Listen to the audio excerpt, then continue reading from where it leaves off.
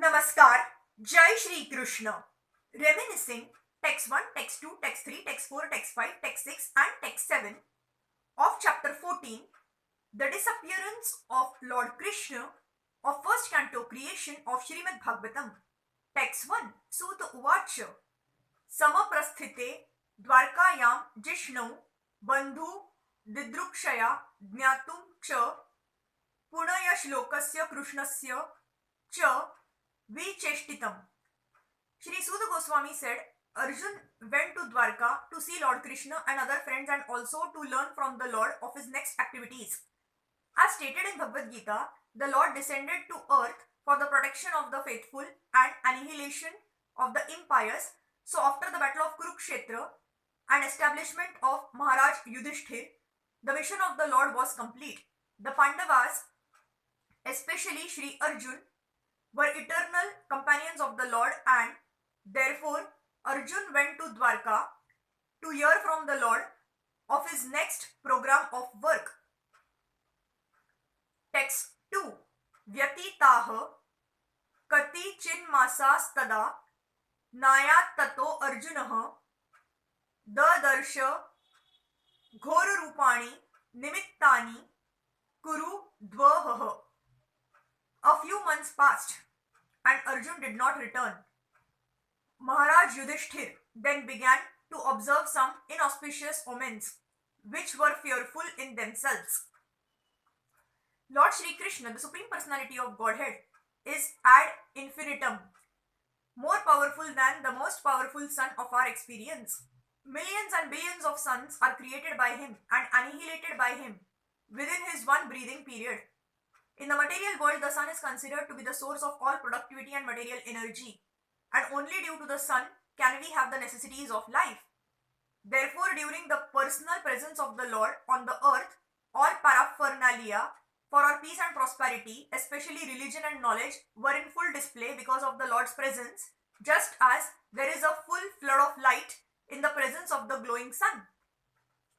Maharaj Yudhishthir observed some discrepancies in his kingdom, and therefore he became very anxious about Arjun, as he was long absent and there was also no news about Dwarka's well-being. He suspected the disappearance of Lord Krishna, otherwise there would have been no possibility of fearful omens. Text 3. Kalasya cha gatim raudram Viparya staratu dharminah papiyasim drunam vartam krodha lobha dhrutat manam. He saw that the direction of eternal time had changed, and this was very fearful. There were disruptions in the seasonal regularities. The people in general had become very greedy, angry and deceitful, and he saw that they were adopting foul means of livelihood. When civilization is disconnected from the loving relation of the Supreme Personality of Godhead, symptoms like changes of seasonal regulations, foul means of livelihood, greed, anger and fraudulence become rampant. The changes of seasonal regulations refer to one season's atmosphere becoming manifest in another season. For example, the rainy season being transferred to autumn, or the fructification of fruits and flowers from one season in another season. A godless man is invariably greedy, angry and fraudulent. Such a man can earn his livelihood by any means, black or white. During the reign of Maharaj Yudhishthir, all the above symptoms were conspicuous by their absence. But Maharaj Yudhishthir was astonished to experience even a slight change in the godly atmosphere of his kingdom, and at once he suspected the disappearance of the Lord. Foul means of livelihood implies deviation from one's occupational duty. There are prescribed duties of everyone, such as the Brahman, Kshatriya, Vaishya and Shudra. But anyone who deviates from his prescribed duty and declares another's duty to be his own is following a foul and improper duty. A man becomes too greedy for wealth and power when he has no higher objective in life, and when he thinks that the earthly life of a few years is all in all. Ignorance is the cause for all these anomalies in human society. And to remove this ignorance, especially in this age of degradation, the powerful sun is there to distribute light in the shape of Srimad Bhagavatam. Text 4.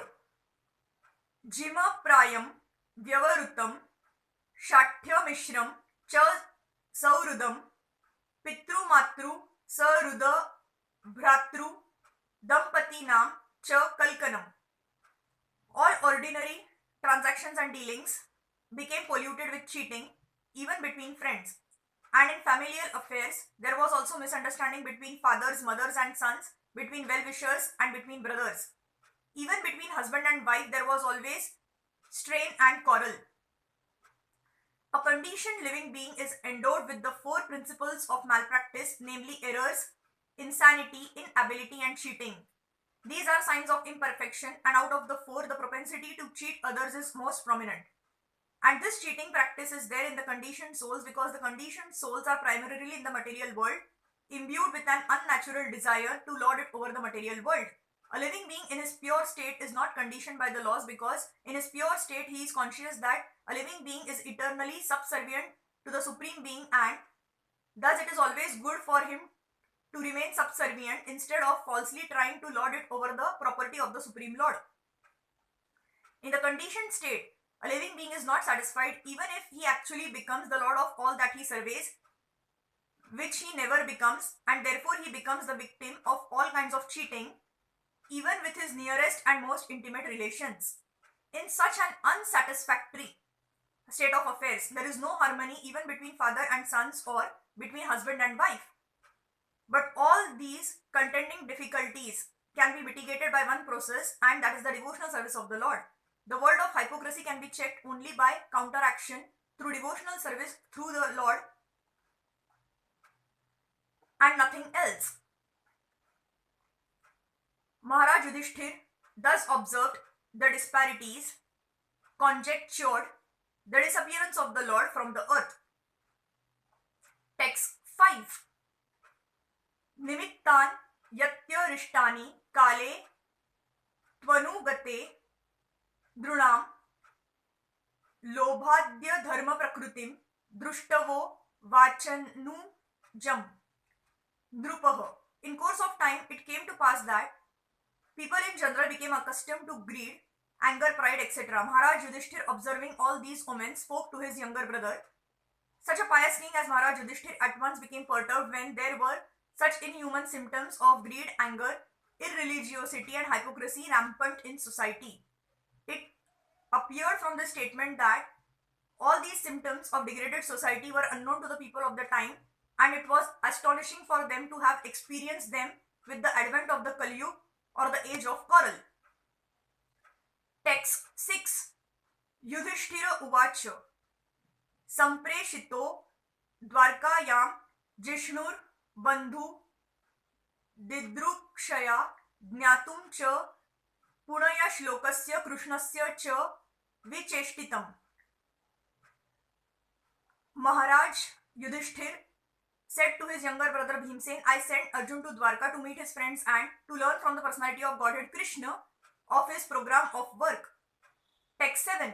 Gataha Saptadhuna Masa Bhimsen Tavanujah Nayati Kasya Va Hetornaham Vede Daman Jasa. Since he departed, 7 months have passed, yet he has not returned. I do not know factually how things are going there. Thank you.